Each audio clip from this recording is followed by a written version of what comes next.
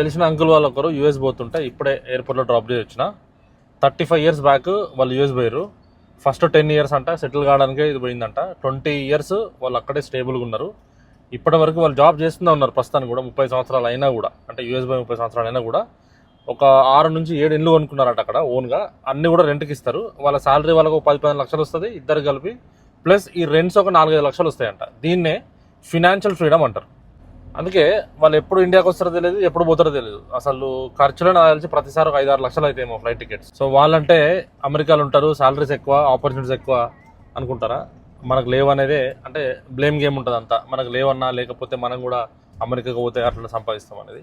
మన చుట్టూ కూడా చాలా ఆపర్చునిటీస్ ఉంటాయి. కాకపోతే ఏంటంటే మనం పద్దాక సాలరీ వచ్చిందా, ఆ సాలరీ కంటే 2,000 ఎక్కువ వచ్చినాయా, ఇంకో జాబ్ పోదాం, 5,000 ఎక్కిస్తే ఇంకో దగ్గర పోదాం అనేదే ఉంటుంది. సో టెన్షన్ లేదు. మీరు కూడా ఏదో ఒక స్కిల్ పైన ఫోకస్ చేయండి. అమెరికాలో ఉన్నోడికైనా న్యూజిలాండ్ ఉన్నోడికైనా మనకైనా 24 గంటలే. నా మాటిని మీరు చేస్తున్న జాబ్తో పాటు ½ అవర్ 1 hour టైం ఉంటే అఫిలియేట్ మార్కెటింగ్ స్కిల్ నేర్చుకోండి.